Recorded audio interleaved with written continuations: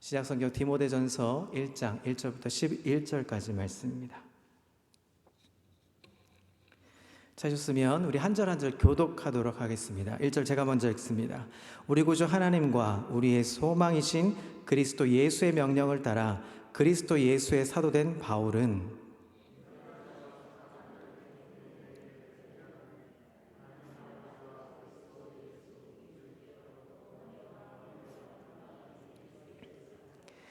내가 마게도냐로 갈 때에 너를 권하여 에베소에 머물라 한 것은 어떤 사람들을 명하여 다른 교훈을 가르치지 말며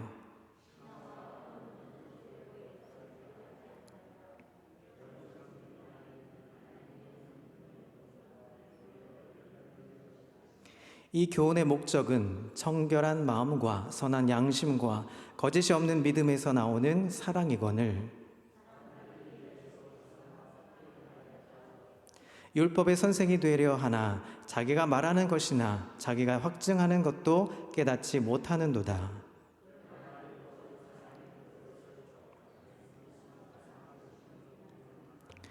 알 것은 이것이니 율법은 옳은 사람을 위하여 세운 것이 아니요 오직 불법한 자와 복종하지 아니하는 자와 경건하지 아니하는 자와 죄인과 거룩하지 아니하는 자와 망령된 자와 아버지를 죽이는 자와 어머니를 죽이는 자와 살인하는 자며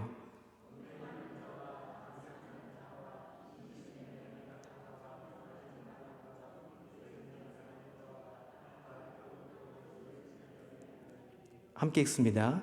이 교훈은 내게 맡기신 바 복되신 하나님의 영광을 복음을 따름이니라. 아멘. 할렐루야. 오늘도 하나님의 은혜와 평강이 삶에 넘치시기를 그리스도의 이름으로 축복합니다. 오늘 우리가 살아가는 이 시대는 진리를 인정하지 않습니다. 절대적 진리가 아닌 상대적 진리, 절대적 진리인 것처럼 이 상대적 진리가 판을 치는 시대가 바로 지금의 작금의 시대에 있습니다. 대부분 사람들은 다 자기 나름대로의 진리를 가지고 있습니다. 이것은 평가 기준을 말하는 것이죠.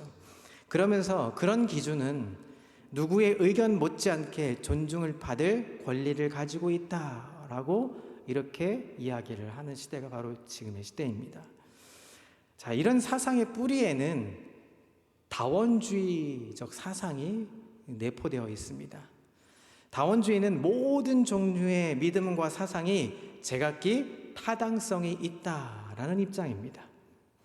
당시에 크게 오늘 본문을 본 이 당시에도 크게 다원주의가 일어났습니다. 크게는 두 가지로 다원주의 안에 두 가지의 범주에 들어가는 사람들이 판을 쳤습니다. 바로 영지주의자들 그리고 율법주의자, 오늘 거짓 교사라고 말하는 율법주의자들이 판을 치고 있던 상황이었습니다. 이것이 교회 내까지 침투해 있었던 상황이 바로 지금의 모습이라는 것입니다. 어떻게 보면 진리를 인정하지 않는 지금의 세대와 아마 비슷한 점이 많을 거라 생각합니다. 따라서 누군가에게는 우리 의견을 따르라는 설득을 시도하는 그것은 더할 나위 없이 거만한 행동으로 당장 중지하라고 강권하는 그런 모습까지도 당시에 또 지금의 모습도 그렇게 행해지고 있는 것이죠. 자, 그렇다면 이런 시대에 우리는 어떻게 살아가야 할까요?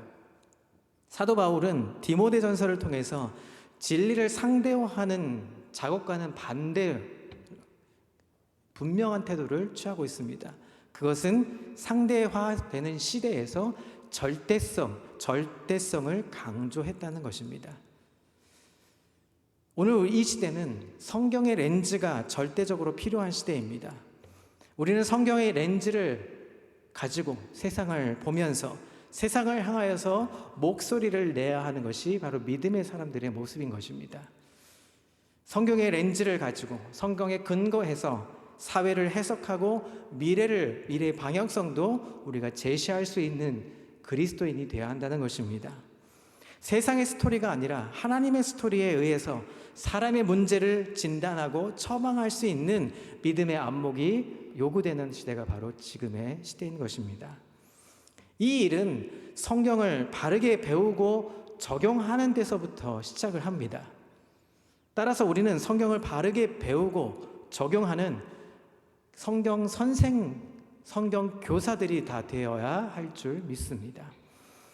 오늘 디모데전서는 이제 사도 바울이 4차 전도 여행을 하던 중에 마게도냐로 갈 때였습니다. 그 갈 때 디모데에게 에베소 교회를 맡긴 그런 상황이 바로 지금의 모습입니다. 바울은 가까운 시일에 에베소를 방문할 상황이 되지 못했습니다. 그렇기 때문에 그런 상황에서 디모데전서 서신을 보내면서 디모데에게 에베소 교회 이렇게 가르치라고 설명한 서신이 디모데전서입니다. 따라서 디모데전서는 디모데에게 목자로서의 사역을 부여하면서 위임 명령의 형태를 띠고 있습니다. 그것은 바로 목회 서신이라고 우리가 불려지죠. 그 내용은 디모데의 사역에 진보가 있고 다른 교훈을 반박하며 에베소 교회에서 일어나는 일들을 도우라는 것입니다. 오늘 이런 배경 속에서 오늘 본문을 들여다보며 성경의 렌즈를 가지고 우리 세상을 바라볼 수 있는 멋진 우리 평강의 식구들 다 되시기를 축복합니다. 사랑하는 성도 여러분, 주님께서 우리를 구원하기 위해서 하신 일이 있습니다. 그것은 복음을 전하시며 가르치는 일이었습니다.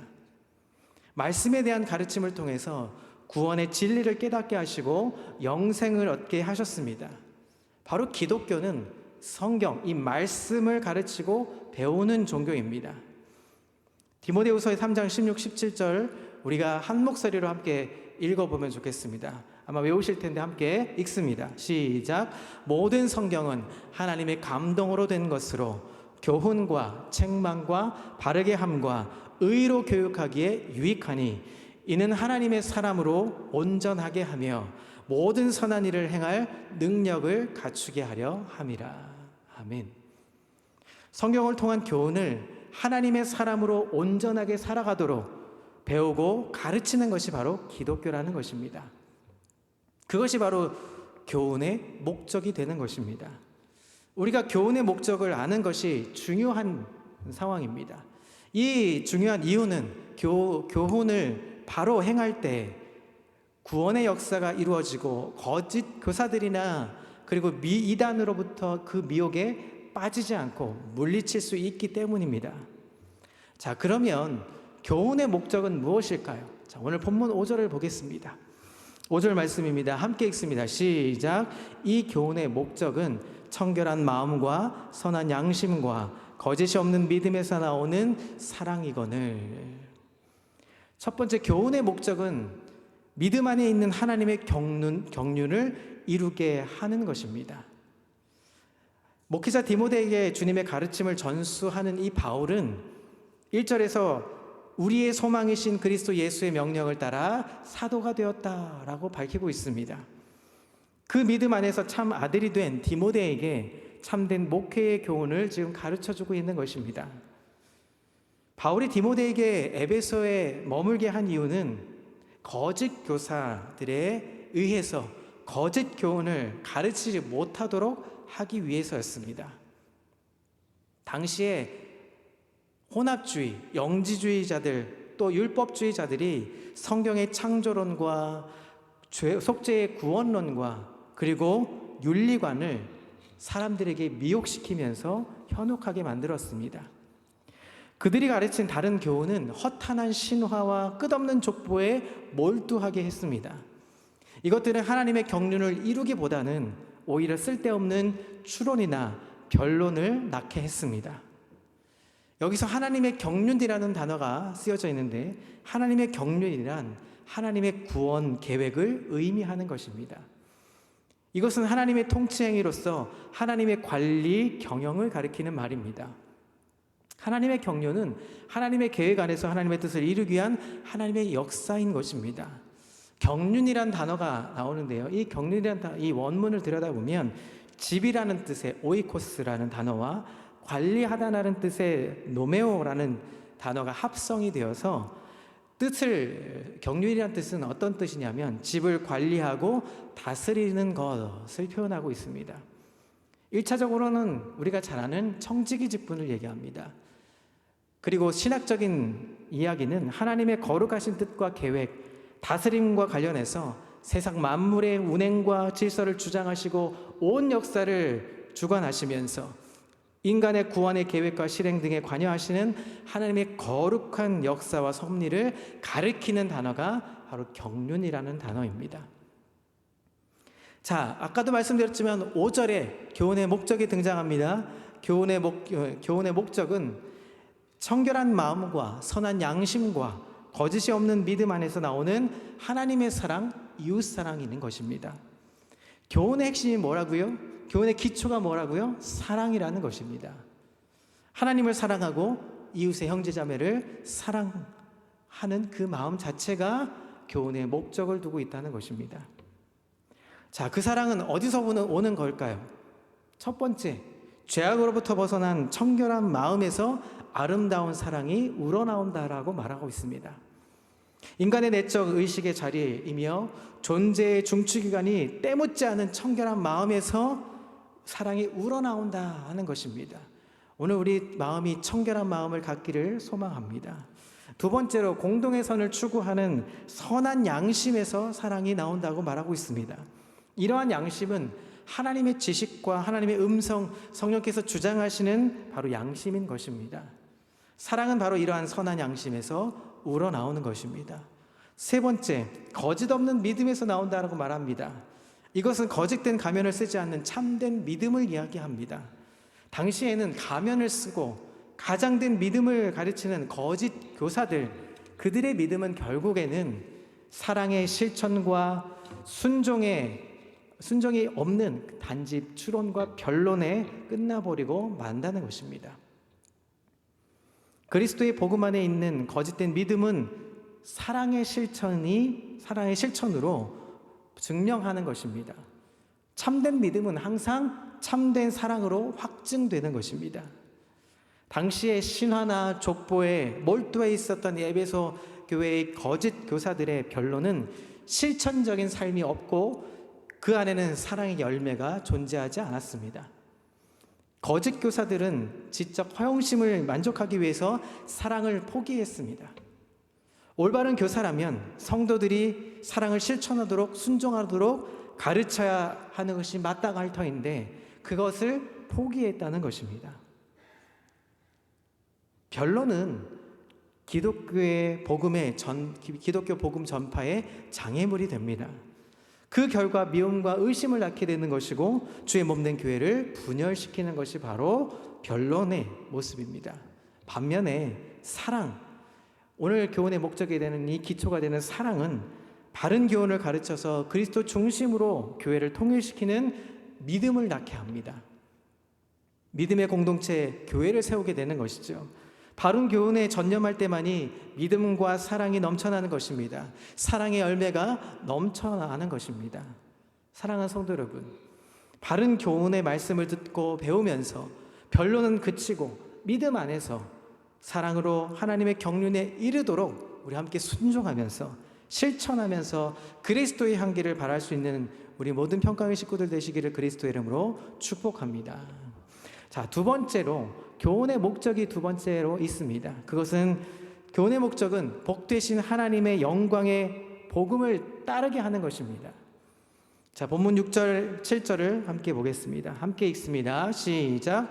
사람들이 이에서 벗어나 헛된 말에 빠져 율법의 선생이 되려 하나 자기가 말하는 것이나 자기가 확증하는 것도 깨닫지 못하는도다.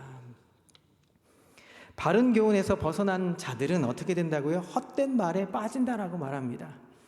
그들의 청결한 마음, 또 선한 마음, 선한 양심, 거짓 없는 그 믿음, 그것에서 벗어나게 되었다는 것입니다. 그 결과 사랑 없는 공허한 말에, 공허한 메아리에 그치게 되는 것입니다. 사랑을 잃어버리는 변론은 결국은 자기가 말하고자 하는 것이나 자기가 확증하고자 하는 것조차도 깨닫지 못한다고 오늘 성경은 밝히고 있습니다. 자, 이들은 당시 랍비들과 같이 성경 해석이나 가르침에만 탐닉한 유대 율법주의적인 교사들, 그들을 의미하고 있습니다. 이러한 율법 교사들은 우화나 비유들을 들면서 장황하게 설명을 합니다. 그러나 그것이 자신들조차도 깨닫지 못하는 논쟁거리로 삼게 되는 것이죠. 이들은 자기들이 말하는 것이나 확증하는 것이 무엇인지조차도 모릅니다. 무슨 말을 하는지 모르는 것이죠. 이들은 그리스도를 믿는다고 하면서도 복음에서 벗어난 그릇된 사상을 가르치면서 하나님의 영광의 복음을 가리우고 있었던 것입니다. 그런데 율법이 과연 그러면 나쁜 것이냐? 그렇지 않다고 8절은 우리에게 소개하고 있습니다. 자, 8절을 함께 읽습니다. 시작. 그러나 율법은 사람이 그것을 적법하게 하였으면 선한 것임을 우리는 아노라. 율법 자체는 선한 것인 거죠. 율법 자체로 적법하게 쓰면 선하게 활용될 수 있다라고 말하고 있습니다. 이것은 로마서 7장 7절과 12절 말씀에 율법의 기능과 의의를 잘 설명해 주고 있습니다. 우리 7절과 12절을 보겠습니다. 그런즉 우리가 무슨 말을 하리요? 율법이 죄냐? 그럴 수 없느니라. 율법으로 말미암지 않고는 내가 죄를 알지 못하였으니 곧 율법이 탐내지 말라 하지 아니하더라면 내가 탐심을 알지 못하였으리라. 이로 보건대 율법은 거룩하고 계명도 거룩하고 의로우며 선하도다. 율법을 적법하게 쓰면 우리에게 죄와 탐심을 알게 해주면서 거룩하며 의로우며 선하다라고 말하고 있습니다. 자, 율법을 적법하게 쓴다는 말은 무슨 말일까요? 율법에 제정된 목적인 이 죄를 깨닫는 것, 구원의 필요성을 깨닫게 하는 것, 하나님의 선하신 뜻에 타당하게 사용된다 하는 것을 말하는 것입니다. 자, 9절 말씀은 그래서 구원의 필요성을 강조하고 있습니다. 자, 9절을 함께 읽습니다. 시작. 알 것은 이것이니 율법은 옳은 사람을 위한 세운 것이 아니요. 여기까지 읽습니다. 율법은 옳은 사람을 위해 세운 것이 아니라라고 얘기합니다. 이 율법의 목적은 구원의 필요성을 깨닫게 하며 선하신 하나님의 뜻을 세우는 것이라고 했습니다. 자, 그런 점에서 보면 율법은 옳은 사람에게는 필요가 없습니다. 옳은 사람이란 어떤 사람이냐 하면 신앙적으로 하나님 앞에서 바른 사람, 그리고 동시에 도덕적으로 바른 사람, 그 사람을 바로 옳은 사람이라고 얘기하는 것이죠. 자, 그렇다면 율법은 누구에게 필요한 것일까요? 그것이 9절 뒤에 나오는 9절과 10절에 이야기하고 있습니다. 우리 9절로 10절 다시 한번 읽습니다. 시작. 알 것은 이것이니 율법은 옳은 사람을 위하여 세운 것이 아니요 오직 불법한 자와 복종하지 아니하는 자와 경건하지 아니한 자와 죄인과 거룩하지 아니한 자와 망령된 자와 아버지를 죽이는 자와 어머니를 죽이는 자와 살인하는 자며 음행하는 자와 남색하는 자와 인신매매를 하는 자와 거짓말하는 자와 거짓 맹세하는 자와 기타 바른 교훈을 거스르는 자를 위함이니. 불법한 자, 복종하지 않는 자, 경건하지 않은 자, 거룩하지 않은 자, 망령된 자, 부모를 죽인 자, 살인자, 음행하는 자, 남색하는 자, 인신매매하는 자, 거짓말쟁이, 거짓 맹세하는 자, 바른 교훈을 거스르는 자가 율법이 필요하다라고 말하고 있습니다. 자, 그렇게 율법이 필요한 자들을 열거하면서 마지막에 그렇다면 교훈은 무엇을 말하고 있고 바울이 맡은 이 소명은 과연 무엇일까? 오늘 마지막 11절에 이야기를 결론을 맺고 있습니다. 우리 11절 함께 읽습니다. 시작. 이 교훈은 내게 맡기신 바 복되신 하나님의 영광의 복음을 따름이니라. 여기 말하는 이 교훈이 있습니다. 이 교훈은 8절부터 우리가 읽어왔던 10절까지의 전체의 내용을 받고 있습니다. 한마디로 말하면 복되신 하나님의 영광의 복음을 이 교훈이 말하고 있다는 것입니다. 바울이 가르치는 교훈은 바로 복되신 하나님의 영광의 복음을 말하고 있는 것입니다. 이 복음은 죄인에 대한 하나님의 무조건적인 사랑입니다. 그 자체가 영광이 되면서 하나님의 영광을 보여주는 것입니다. 복되신 하나님이란 이 표현은 하나님 자신의 절대적인 복되심과 완전히 자기 충족인 의미를 담고 있습니다. 자, 그렇다면 바울의 소명, 그것은 이 교훈이 바로 하나님의 영광의 복음을 따른다는 것입니다. 이것이 바로 소명이 본인에게 있어서 소명이 된다는 것입니다. 바울이 율법의 제한적 기능을 깨닫게 된 것은 이 복음을 따름으로 얻게 된 것입니다. 자, 여기에 11절에 보면 이 교훈은 내게 맡기셨다라고 얘기했습니다. 여기 맡기다라는 단어가 에피스투텐이라는 단어입니다. 이 단어가 어떨 때 쓰여지냐면 수동적인 형태로 해서 쓰여집니다. 하나님이 바울에게 맡기셨고 바울은 순종하는 존재다.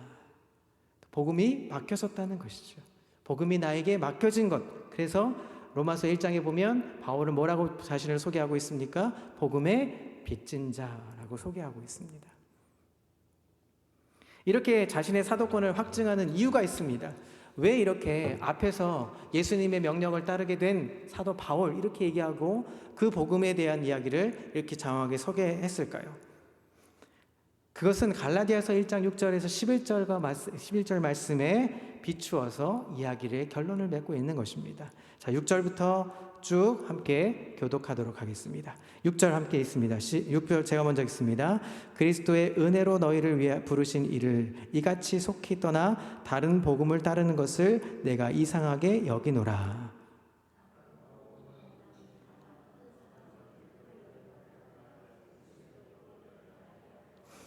그러나 우리나 혹은 하늘에서부터 온 천사라도 우리가 너희에게 전한 복음 외에 다른 복음을 전하면 저주를 받을지어다.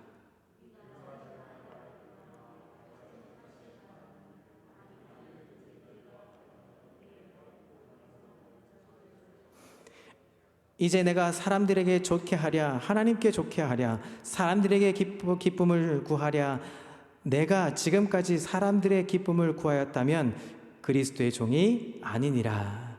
형제들아 내가 너희에게 알게 하노니 내가 전한 복음은 사람의 뜻을 따라 된 것이 아니니라. 이 교훈은 어떤 거라고요? 이 복음은 어떤 거라고요? 사람의 뜻을 따라 된 것이 아니라 하나님의 뜻을 따라 맡겨진 복음을 전하는 것이다 라고 얘기하고 있습니다. 사랑하는 성도 여러분, 바울이 디모데에게 가르친 교훈의 목적은 하나님의 구원의 계획에 경륜을 이루기 위한 것입니다. 그 길은 복되신 하나님의 명령의 복음을 따르는 것입니다. 거짓된 교훈과 선한 싸움을 싸우면서 믿음과 선한 양심을 지키도록 하기 위한 것입니다. 오늘 우리는 이 바른 신앙의 교훈을 따르기 위해서 선택받은 하나님의 자녀, 하나님의 백성들입니다.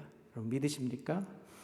거짓된 교훈에 미혹당하지 말고 참된 하나님의 교훈을 전하면서 선한 싸움을 싸우며 용사로 우리는 부름받았다는 것입니다. 믿음과 선한 양심으로 우리는 승리할 줄 믿습니다. 앞에 서두에 말씀드린 것처럼 이 시대는 진리를 인정하지 않습니다. 절대적인 진리를 인정하지 않습니다. 절대적인 진리가 아니라 상대적인 진리를 평가하고 이해하려고 합니다. 지금 시대의 교회를 바라보면 마찬가지죠. 아마 그 당시 예수님과 사도 바울이 가진 생각이 차이를 보게 됩니다. 만약 사도 바울이 지금 이 시대, 지금 오늘날 이 시대의 동시대에 살고 있다면 자신이 가진 생각을 바꾸게 될지도 모릅니다. 왜냐하면 그의 생각대로라면 그리스도인답지 않은 이들이 교회에서는 내쫓아내야 하기 때문입니다. 교회 안에도 진리를 옳게 분별하지 않는 사람들이 있다는 것이죠. 그래서 아마 교회는 남아 있지 않을지도 모릅니다. 교회가 이렇게 상대적인 진리를 분별하지 않고 절대적인 진리의 가치를 하나님 말씀을 옳게 분별하지 않고 그 상대적 가치를 교회에 드리게 되는 이유는 바로 우리 편한 대로 이 말씀을 받아들여 왔기 때문입니다. 우리가 편한 대로 이해하고 받아들이려고 했다는 것이죠. 사도 바울이 말한 그리스도의 자격을 편하게만 생각해 왔던 것입니다. 교회 열심히 출석하고 헌금 생활 잘하고 그렇게 하면 경건하고 거룩한 순종적인 사람처럼 여겨왔습니다. 직접 살인한 것은 없지만 음행이나 남색한 적도 없지만 때로는 거짓말을 하면서 하얀 거짓말이라는 식으로 우린 변명해 왔습니다. 여러분, MZ세대라고 들어보셨죠? 지금의 젊은이들을 MZ세대라고 합니다. M세대들, 그 젊은이들 M세대들의 특징이 있습니다. 이 M세대들은 자기중심적인 주도의 성격을 가지고 있습니다. 그러니까 자기밖에 모른다는 거죠, 쉽게 말하면. 자, 그런데 그것을 이해할 수 있는 세대가 Z세대라는 거죠. 그래서 MZ세대라는 이 용어는 자기중심적 성향이 아주 강한 세대를 불려짓는 호칭입니다. 그런데 이 MZ세대만 자기중심적인 성향을 띠고 있지는 않았을 겁니다. 과거에 아마 여러분들도 들어보셨죠? 486, 386 세대, 그리고 X세대, 또 Y세대, 이런 세대들, 더 나아가 그 이전 세대들도 아마 자기중심적인 생각을 가지고 있었을 겁니다. 그런데 이 자기중심적이라는 이 단어가, 범위가 점점점 시대가 지나면 지날수록 좁혀들었다는 것이죠. 지금 말대로 자기 자신밖에 모릅니다. 자기 자신의 그룹밖에는 모른다는 거죠. 이해하려고 하지 않습니다. 조금 더 윗세대로 올라가면 자기라는 이 범주는 부모, 또 자녀, 요 정도의 가족 정도에 포함된 자기라는 말을 표현할 수 있을 겁니다. 그 윗세대로 조금 올라가면 친척들까지 범주를 삼겠죠. 그리고 점점점 위로 올라가는 세대들을 보면 국가 단위까지 자기를 표현하기도 합니다. 지금 우크라이나가 그런 상황이죠. 나라를 걱정하면서 피난길에 올랐던 젊은 사람들이 다시금 나라를 위해서 싸우러 몰려들고 있는 그 자기의 범주를 넓히고 있는 것이죠. 하지만 그 어떤 세대든 온 인류, 온 생명 전체를 자기의 범주에 넣은 적은 없었습니다. 오히려 자기중심적이라고 말하는 이 Z세대들은 초등학교 때부터 지구촌, 또 글로벌이라는 단어를 이야기를 들으면서 전 인류적인 생각을 할지도 모릅니다. 우리는 언제나 자기 범주를 만들고 다른 집단을 구분해서 배척하는 것이 바로 지금의 세대들이라는 것입니다. 자, 이런 자기중심적 생각들이 말씀을 어떻게 오용합니까? 적당히 자기 만족 속에서 해석하게 만들었고, 말씀을 우리 편한 대로 해석하면서 그렇게 지내왔다는 것입니다. 성경 말씀은 나에게만 좋으면 좋은 말씀인 거야 라고 해석합니다. 지금 시대에 우리는 사도 바울의 이야기보다, 그보다도 앞선 예수님의 말씀을 조금 더 엄격하게, 조금 더 보수적으로 받아들이고 지켜야 할 필요가 있는 것이 요즘의 세대입니다. 자신의 마음을 다스리고 참된 회개의 길로 나아가려는 이 예수님 말씀을 따르고 본받아야 하는 것입니다. 그래서 올해의 표어가 뭐라고요? 예수님을 바라보자. 행태로는 범죄가 아니지만 마음으로 죄를 줄이기 위해서 노력해야 한다는 것이죠. 하나님을 바라보며, 예수님을 바라보며 나 자신을 쳐서 복종시켜야 하는 것입니다. 우리가 마음으로부터 하나님의 말씀, 하나님의 법도와 규례를 지켜나가면 우리의 삶도 그것을 뛰어넘어서 사랑을 전할 수 있는 삶으로 나아갈 수 있게 되는 것입니다. 사도 바울이 본래 원했던 그리스도의 삶을 살게 될 것입니다. 예수님께서 구원을 받은 사람의 길이라고 말씀하셨던 그 말씀대로 준행하면서 하나님을 닮은 사람으로 제자의 길로 갈 수 있게 되는 것입니다. 그리고 이런 삶을 살아가는 이들은 하나님께서 보호해 주시고 지켜주시고 도와주시면서 하나님 나라를 확장하는 일을 더욱더 많이 할 수 있도록 우리에게 은혜를 베풀어 주실 것입니다. 우리가 이런 삶을 살 수 있기를 그리스도의 이름으로 소망합니다. 하나님 나라를 위해서 이 땅에 펼쳐가는 성도의 삶, 기쁨의 삶, 감사의 삶, 은혜의 삶을 살 수 있기를 그리스도의 이름으로 축복합니다. 그래서 하나님께서 늘 동행하고 계신다. 하나님께서 늘 함께 하신다. 하나님이 나를 지켜주시고 보호해 주신다. 그 교훈과 규례와 법도를 따르면 나에게 하나님께서 만족해 해주신다. 그것을 믿고 사는 저함들이 되시기를 그리스도의 이름으로 축복합니다. 이제 다시 우리는 정도의 길을 걸어가야 합니다. 코로나로 우리 2년 동안 참 많은 시간 동안 고민하게 했습니다.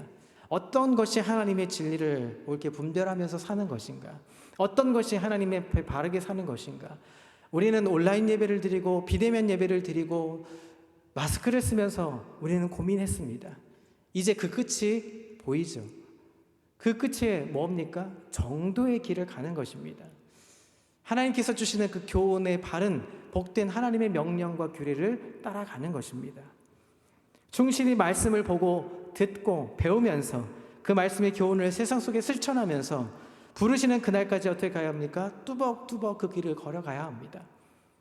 그 길을 걷다 보면 때로는 많은 사람들이 조롱합니다. 많은 사람들이 핍박을 합니다. 진리가 꼭 기독교에만 있는 것인가? 꼭 교회만 진리인가? 라는 질문을 던질 때가 많이 있을 겁니다. 조롱하듯 그 질문 앞에 우린 당당하게 그 뚜벅뚜벅 정도의 길을 걸어가면서 하나님이 옳다, 하나님이 오직 하나님만이 옳은 길이다 라는 걸 선포할 수 있기를 그리스도의 이름으로 축복합니다. 그렇게 하다 보면 우리 평강교회는 양적으로 부흥될 수 있을 것입니다. 우리가 하고자 하는, 우리가 열심히 전도해서 얻어지는 결과도 있겠지만 우리가 우리 자신 자체가 그 교훈, 바른 교훈에 충실하게 그 정도의 길을 걸어가면 하나님은 분명히 우리 교회뿐만 아니라 우리 삶도 충만한 길로 인도해 주실 것입니다. 함께 믿음 안에서 하나님의 경륜에 이르는 길로 함께 걸어가며 주님이 원하시는 그 뜻에 순종하며 기뻐하는 하나님의 영광을 드러내는 삶으로 살 수 있기를 그리스도의 이름으로 축복합니다. 이 시간 함께 우리 찬양 부르면서 함께 나아가겠습니다. 우리 앞서서 불렀던 밤이나 낮이나 오늘도 주님만 찬양하겠습니다. 오늘도 주님만 경배하겠습니다. 어떤 상황이 오더라도, 낙심되는 일이 찾아오더라도 주님을 예배하겠습니다. 나의 소망 되시는 주님을 찬양합니다. 이 찬양 고백하면서 기도의 자리로 나아가겠습니다. 나의 소망 되신 주, 주를 바라보